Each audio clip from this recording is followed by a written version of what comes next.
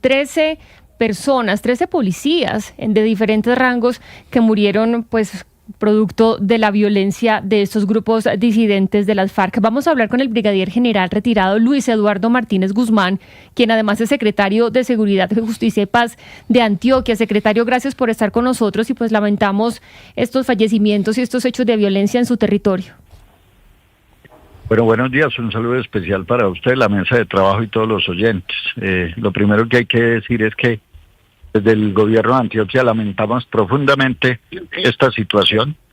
Nos solidarizamos con el dolor de tanto de los policías colombianos como el dolor de la familia de los fallecidos. Y les contaba yo a las personas que están conectadas con nosotros, pues que las imágenes son impresionantes porque se ve un helicóptero de la policía antinarcóticos que recibe un impacto y cae. ¿Usted nos puede explicar qué fue lo que pasó? ¿Cuáles son las actualizaciones que tienen en este momento de este suceso ocurrido en Amalfi? Bueno, el resultado, ustedes lo conocen, un resultado fatal. De la situación, pues tenemos 13 policías asesinados, 4 heridos que ya fueron evacuados a la ciudad de Bogotá por fin el día de hoy en horas de la mañana. Y aquí en Medellín estamos esperando la llegada de los muertos que en este momento los están trasladando desde Caucasia hacia Medellín para hacer toda la preparación y policía entregar esos cadáveres a sus familias. Sí, secretario Martínez, cuéntenos un poco sobre la zona. En este momento, ¿tienen ustedes conocimiento de cuántos combatientes hay en la vereda del Toro de Amalfi?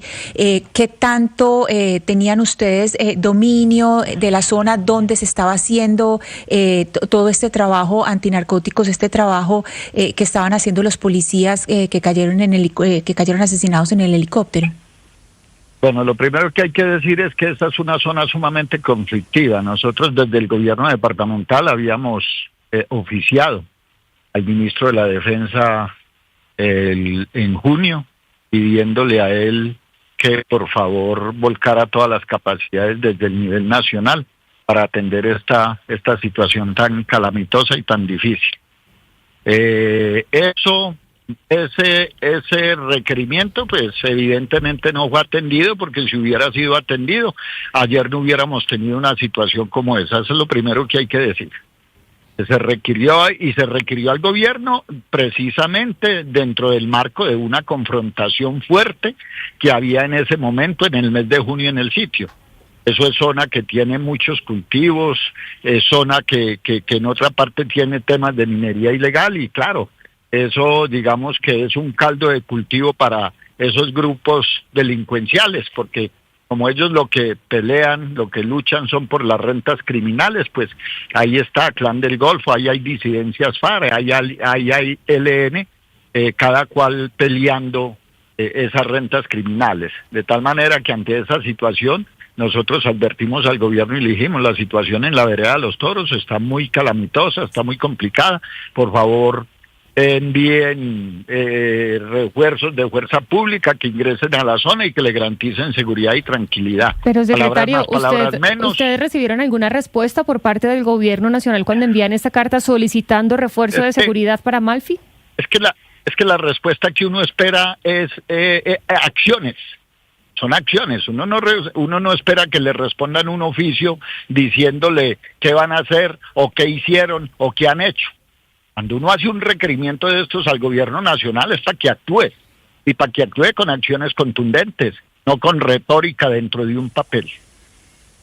Sí, secretario Martínez, precisamente sobre eso le quiero preguntar en este momento, para tener la claridad, ¿cuántos efectivos de la fuerza pública tienen en la zona? Y usted calcula que cuántos son los combatientes ilegales que podrían estar ahí, para tener la claridad de cuál es la diferencia entre las fuerzas que se están combatiendo y el presupuesto que usted tiene en este momento para trabajar.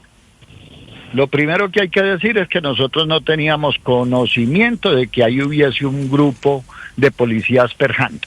Esa información no la teníamos. Desde la gobernación de Antioquia no la sabíamos y bueno, no tenemos por qué saberla, porque la fuerza pública no está obligada a reportarnos a nosotros las actividades que hace si no quiere.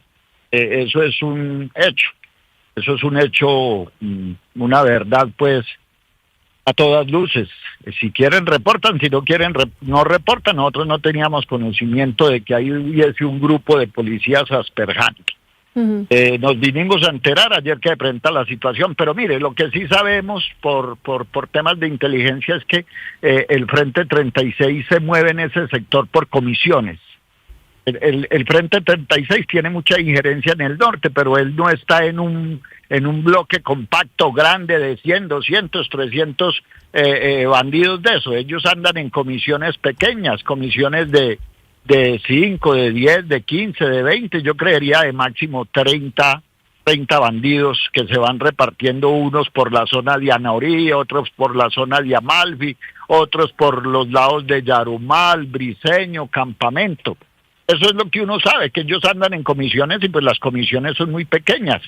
Porque yo no creo, eso habría que preguntarle al ejército, a la policía, cuál es el orden de batalla de ese grupo criminal que se autodenomina Frente 36 de las FARC. Sí. Me imagino que los militares y los policías, con su inteligencia, tienen que tener el conteo de ese grupo de criminales que hay ahí. Secretario. Pero lo que yo sí sé, y perdóneme, le digo esto, lo que yo sí sé por información de la comunidad, que eso sí es verdadera inteligencia, es que los grupos que se mueven ahí son por comisiones y son comisiones muy pequeñas. Ok, o sea, son pequeños grupos de este grupo, de este Frente 36 de las disidencias de las FARC. Le quiero preguntar, ¿ustedes ya tienen confirmado si fue un dron el que derribó este helicóptero ahí en Amalfi? No, nosotros no sabemos qué pasó ahí. Ahí sí yo dejaría que en su momento a quien le corresponda aclare esa situación. No sabría decirles qué fue lo que sucedió, porque uno en las imágenes que hemos podido observar ve que el helicóptero aterrizó, y el helicóptero llega ahí precisamente porque es requerido por un ataque que hubo horas antes a ese grupo de asperjadores con drones. Hay unos heridos, piden el apoyo, llega el apoyo aéreo a evacuar ese personal, y ahí es donde se presenta esta situación que estamos lamentando hoy tan complicada. Pero, y secretario, ¿es cierto que se demoró mucho el apoyo para rescatar a los que estaban heridos? Se habla que algunos pasaron la noche heridos y no se los pudo apoyar. ¿Eso es cierto? Y si es cierto. Pero mire, yo les voy a decir esto para que ustedes se tomen sus propias apreciaciones al respecto. Cuando el hecho sucede inicialmente, hablan de 6 personas muertas y 7 heridos. Sí. Eso es aproximadamente 11:30, 12 del día. Y en el transcurso del día fuimos recibiendo reporte de que se iban muriendo los heridos.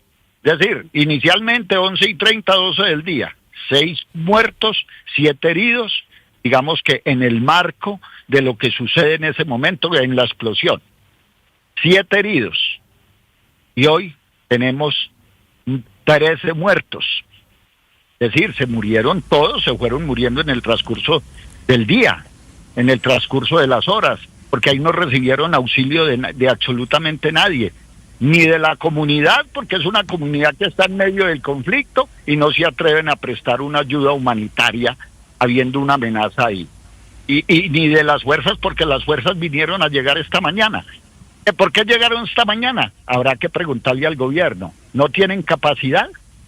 ¿Ya no tienen capacidad o no hubo voluntad de llegar? Una de dos. Pero yo no puedo ir a decir que yo no llegué a la zona porque la zona estaba muy complicada y porque había mucho bandido. Entonces, si la zona es tan complicada y hay tanto bandido, ¿cómo meten un grupo de asperjadores sin seguridad?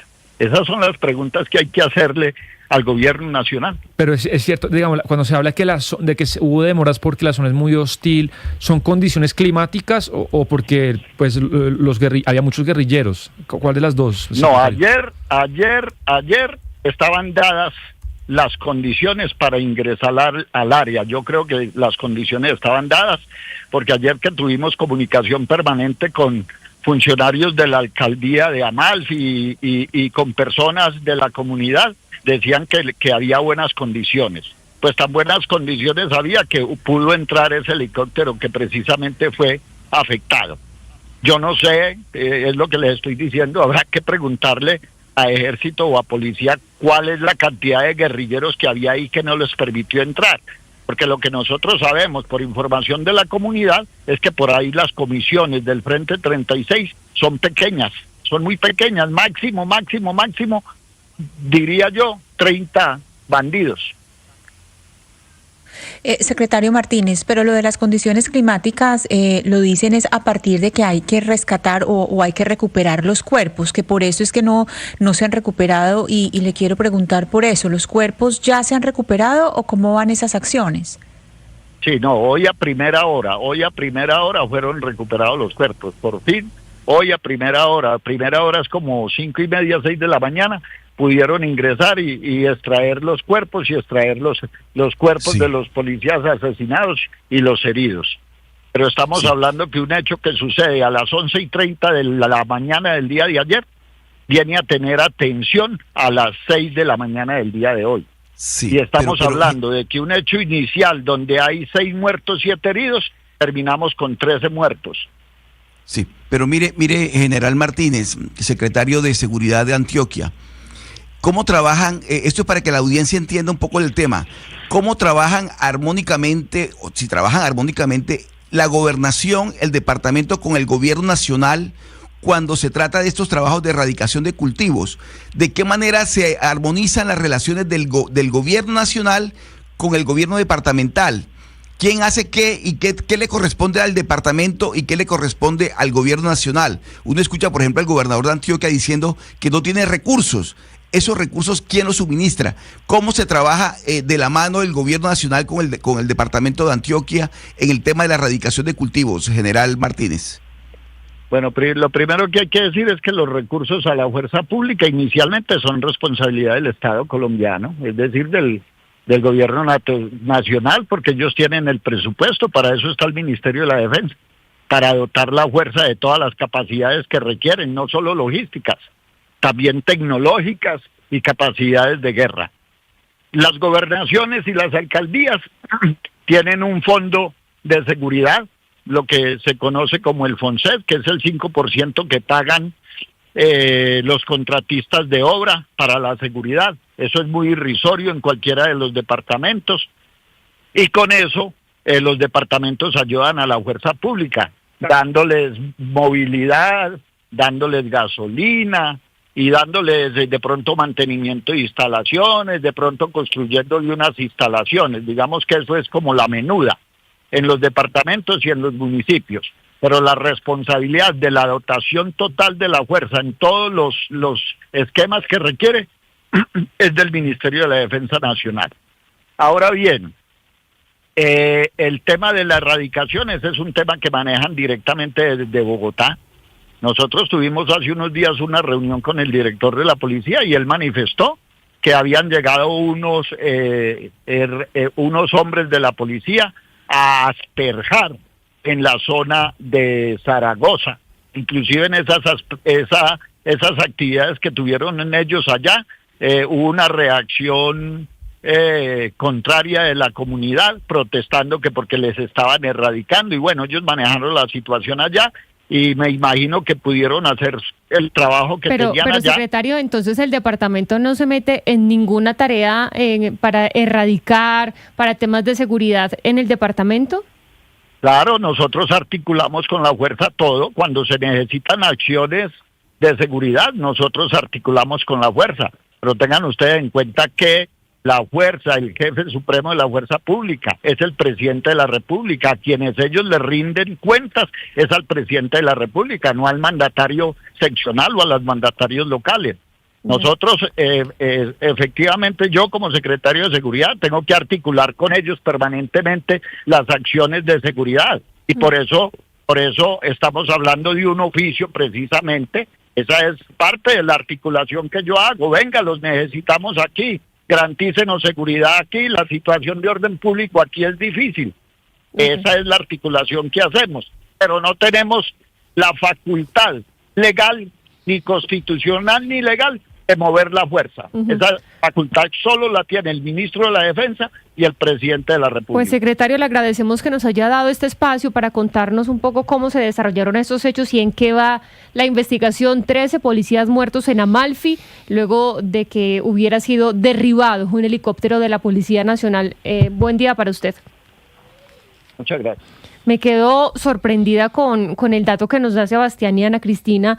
De primero, como les comentaba al inicio del programa, 6 muertos se reportan en Amalfi y en el transcurso de las horas comienzan a contarse más personas que hayan fallecido y terminamos hablando de 13. No los alcanzaron a sacar, no fueron por esos heridos en el territorio después de este ataque que sufrieron.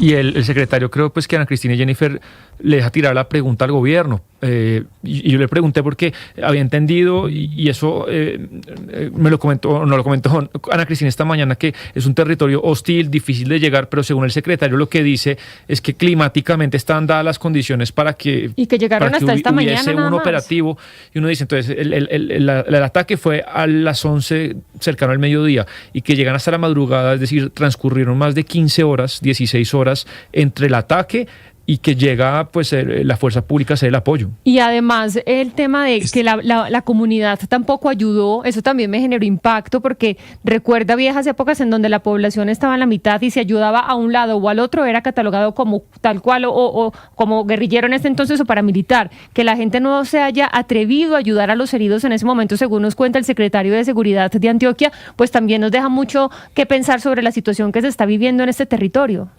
Pero mire lo que está ocurriendo en el terreno. En el terreno lo que pasa es lo siguiente.